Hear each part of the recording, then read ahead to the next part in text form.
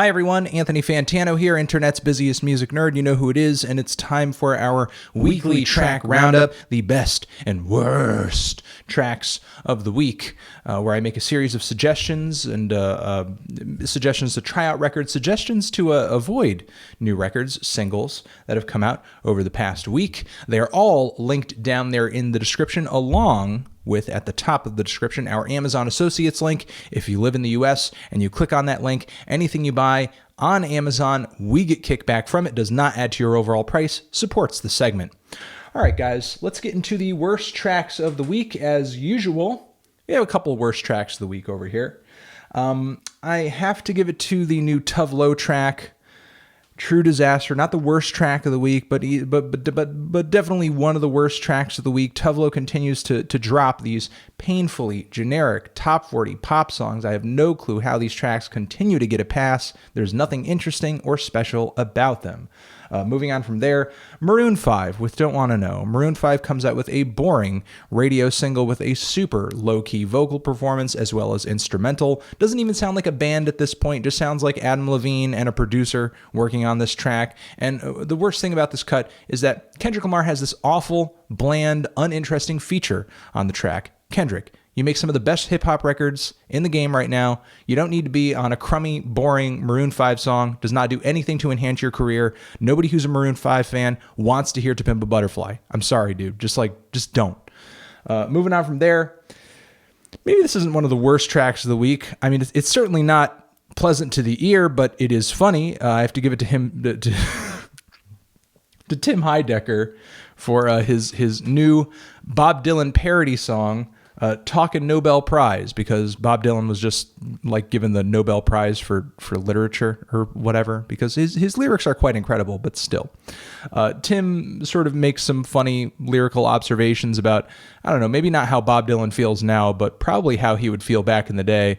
Bob Dylan probably, back in the 60s or the 70s would have most likely had the attitude like, screw the Nobel Prize, I don't want that prize. He would have been like, I don't want the prize's establishment and so on and so forth. So Tim very much sings from that perspective. It's not exactly an enjoyable listen because Tim's Bob Dylan impersonation really could kind of use some work. But this is one of at least a couple Bob Dylan impression songs that he's come out with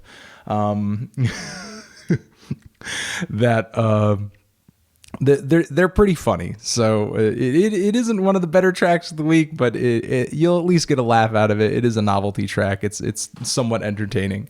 Moving on from there, the new Avenged Sevenfold track, The Stage, is a perfect reminder of why I never listened to Avenged Sevenfold. Just really overproduced, overly theatrical and dramatic heavy metal music with just production that does not really complement this style of metal. And I have to give the worst track of the week over to Macklemore with the song Drug Dealer, where he really tries to make the case for white suburbia's prescription drug problem and how we should all cry about it. And while I do understand drug addiction is a problem, I just hate the fact that Macklemore has to try to make people cry with every song, has to try to get people really emotional with every song. This is why people don't like white people in 2016. Songs like this. I'm just going to say it. I'm just going to put it like that. Call me a cuck if you want to call me a cuck. But this song, people don't like white people. This is why. So just cut it out. Moving on, we're going to get into the tracks that I didn't think were terrible. I didn't think were amazing, but I think that you guys should check them out if you're into these artists, if you're into these genres. Want to give a shout out to RiFF on the song Back from the Dead with Skepta. Not bad. Mixtape RiFF is back on this cut. It's not a super commercial or super clean cut or anything like that. Some of his bars are pretty entertaining. The beat is very spacey and mysterious and eerie, and I actually like the hook quite a bit, the song hook on this track. I believe his next mixtape might be like Halloween themed or something. I'm not totally sure, but I am digging this track. Little Yachty and Gucci Mane with Bentley Coupe. Amazing banger. That is sort of amazing banger. It's the recording is kind of off. It sounds a little sloppy and messy. It's like very demo quality, but Gucci Mane and Little Yachty at least give like an energetic performance on the cut. It's a new track out from the good people over at PC Music. Dreadfully boring song. Not really sure what PC Music is doing right now. Seemed like they had a really bold and interesting and unique sound not too long ago, and now the latest couple of singles that they dropped have been way less than interesting. It's not the worst thing in the world, but I'm just kind of wondering where that fun, bubblegum, colorful, very eccentric, and bubbly PC music that, some of whose material I have enjoyed in the past has disappeared to, because this track is not really representative of that. Cakes the Killah has a new track out, New Phone Who Dis. I actually like the lyrics on this track quite a bit. The music video is fantastic, though the recording is kind of off. It's sort of muddy and it's demo quality. It doesn't hit as hard as I wish it could have. But still, I do think it's a fun little song concept that Cakes the Killah has pulled together here. And regardless, I am looking forward to whenever he drops his next mixtape. Pusha T with Circles, featuring Dolla and Desiigner. Painfully boring song. Like, it's tolerable, but why is Pusha T coming out with tracks this drab? And Desiigner absolutely brings nothing to this song. He is a boring future. Just don't let him on your song, Pusha. It's not a good idea. But he's a part of the Good Music crew, so I'm sure that kind of gets forced down his throat in a way, but whatever. And finally, we're going to finish off with Cloud Nothings with Modern Act. Literally nothing to say about this Cloud Nothings track. It's I don't know. I mean, it's certainly not as rough around the edges to the point where it's intolerable like a lot of the material off their last record, but it doesn't really have the ferocity or the sharp songwriting of the album that preceded that one. I don't know. It just kind of seemed like a very middle-of-the-road indie rock track with nothing special about it.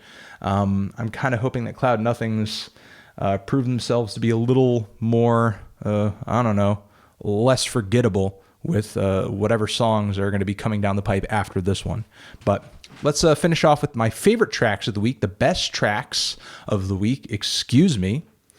We're going to give it to Wormrot with the song Roots. These guys are a fantastic grindcore outfit. This song over here, not the usual like kind of primal thrash and bash that I've expected from Wormrot. This track actually had kind of a very dark and menacing chord progression that stuck out to me a lot, and I'm pretty excited to listen to the band's new album Voices, which is out now, I believe.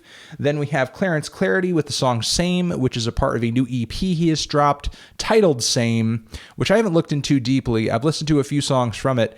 I believe it's the same song 5 times. I'm not totally sure. I'm sure, though, that, because he is as conceptual as he is, maybe there are like slight variations among each of these tracks. That's most likely the case. And I just haven't dove into these tracks yet to sort of eat up what those fine changes of detail are. And even if there aren't, it certainly would be like, totally up Clarence Clarity's alley to just like upload the same song 5 times and put it on the same EP.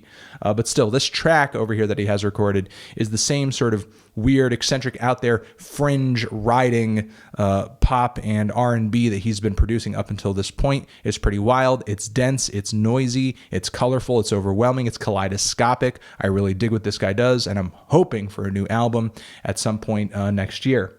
Moving on, Rich Chigga, the Dat Stick remix with Ghostface, Killa, and Pouya. The music video on this thing, pretty questionable, especially with the CGI Ghostface Killa. That was pretty corny, but having said that, this is a pretty good remix.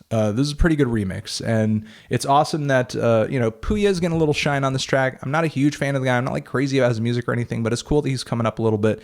And for Rich Chigga to get an endorsement like Ghostface Killa is pretty fantastic. Like for an old head to just be like, you know what? This dude, I'll hop on this dude's track. And Ghostface, he doesn't just hop on anybody's track. Okay, you could say what you want about Ghostface. He doesn't just hop on anybody's track. Big K.R.I.T with Free Agent. Apparently Big K.R.I.T is off Def Jam right now. He is floating out there, out and about. He's independent once again. Hopefully that means a high quality mixtape in the future, because in my opinion, his commercial albums just have not been cutting it. I hope he ends up working with a label that supports him a little bit more. Maybe I don't know if Def Jam in any way was sort of hampering his creative output in any sort of way. Hopefully he just ends up in a better place. That's all I can say, really. And I'm just excited to hear what he's doing in the future, because this new little freestyle he has over here, pretty fiery, pretty aggressive, pretty angry. He seems like he's not giving up. He still sounds hungry, so I'm still looking forward to good material from Big K.R.I.T in the future. No worries with Get Bigger. I'm not going to say too much about this track. Just going to recommend this song because I'm going to be reviewing the album that this track comes from very soon. It's out early on Apple Music, so I've been listening to it. So I'm going to review that very soon. But Anderson .Paak and Knowledge on this track, and many other tracks on this album. Very good blend of hip hop and soul on this cut. Smidley, who I believe is like the lead singer of the band Foxygen, I've been told. I could be wrong on that. I've been told that this is Foxygen related, lead singer of Foxygen. Coming through with like a homespun bedroom piece of indie pop, indie rock with this song No One Likes You. And it's a hilarious track. Really funny chorus on this track. The whole "no one likes you" thing is pretty funny, pretty sharp, pretty witty. And I don't know. I mean, I've never really been a Foxygen fan, but I'm going to hopefully dive into this project further, and hopefully I just hear more songs that I like. That's all I can really cross my fingers for. And finally, maybe my favorite track of the week. The boys in Foxygen are back. They have released a song that, in my opinion, really redeems them from so much of the mediocre, badly performed, badly written, and badly recorded material off of their last record, and Star Power, if that is even the title. I try to erase that album from my memory, to be honest. And this track is super orchestral. It's dramatic. It sort of has that same ADD compositional aspect to it that so many of the tracks did from Take the Kids Off Broadway that I loved. And, you know, there are elements of Stones on this thing, of Bowie, and I like that there's an element of satire, that there's an element of political commentary to what the band is singing in this song too. It's just so grand. It's just so huge. And no moment sounds like any other moment on the track. They're always changing. It's always evolving. It's always different. And it's really grand. It's really powerful. Now, you can say what you say about the vocals. They are a little shaky, but I think the passion and the emotion is at least there to kind of sell the track. Yeah, I mean, I'm really looking forward to what Foxygen is going to do, given that this song is so incredible. It sounds like something that they were doing early on, but given higher production value, given more instrumentation, given more love, given more drama, given more attention, given more power. So really, for me, if I had to pick a track of the week, it's most likely this Foxygen track. And that's how I'm going to end it, guys. Thank you for watching. Again, these have been the tracks of the week. All of them are linked down there in the description if you want to hear any of them, or at least referenced down there in the description. And the Amazon Associates link is down there as well if you want to choose to support this segment. And I appreciate you guys watching. Hopefully I turned you on to some stuff that you guys are interested in. Hopefully I turned you on to some stuff that you guys didn't know about that you end up enjoying. And I hope you are having a good week and that the forthcoming week for you is enjoyable as well. You're the best. Forever.